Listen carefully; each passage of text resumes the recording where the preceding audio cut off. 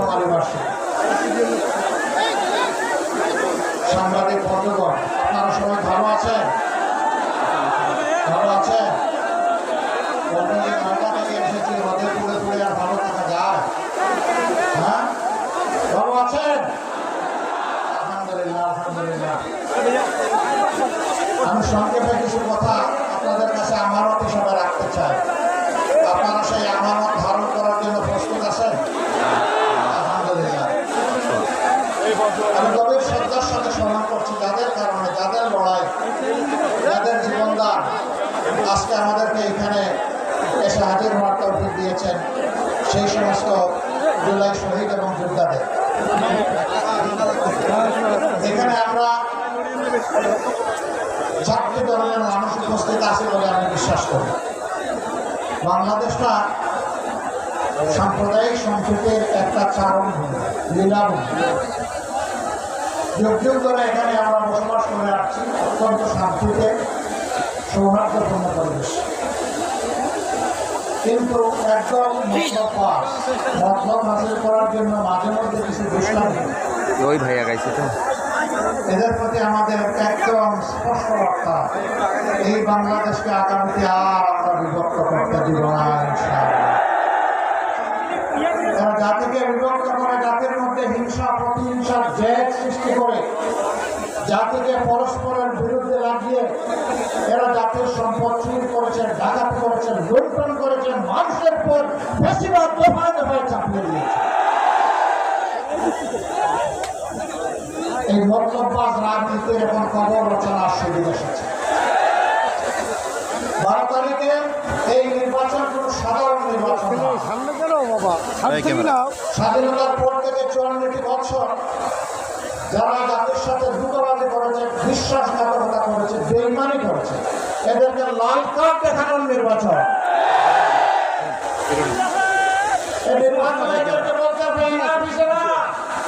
অনেক হয়েছে, এখন রাজনীতির ময়দান থেকে রাজনীতির ব্যবসা নয়, রাজনীতির নাম চাঁদাবাজি নয়, রাজনীতির নাম দুর্নীতি নয়, রাজনীতির নাম মামলাবাজি নয়, রাজনীতির নাম মানুষকে কষ্ট দেওয়া নয়, রাজনীতির নাম আমার মায়ের গায়ে হাত দেওয়া নয়।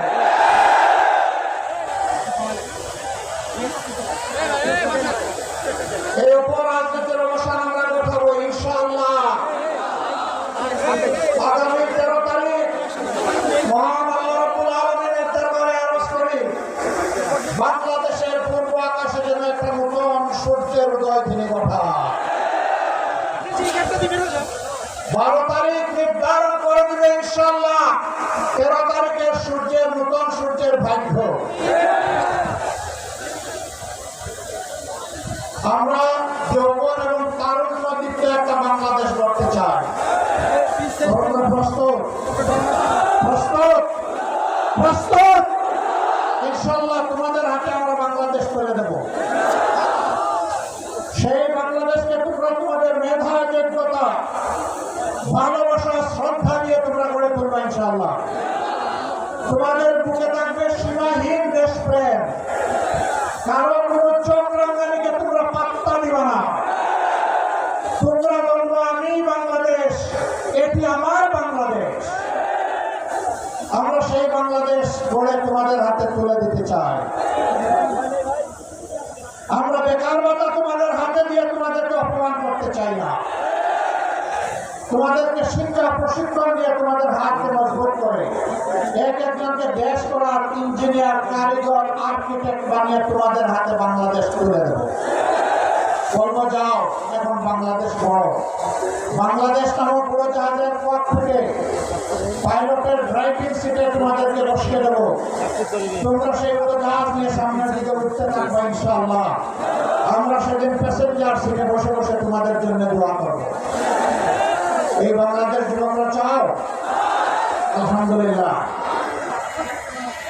তিস্তা তো এই অঞ্চলের মানুষের নিয়ামত এবং অহংকার হওয়ার কথা।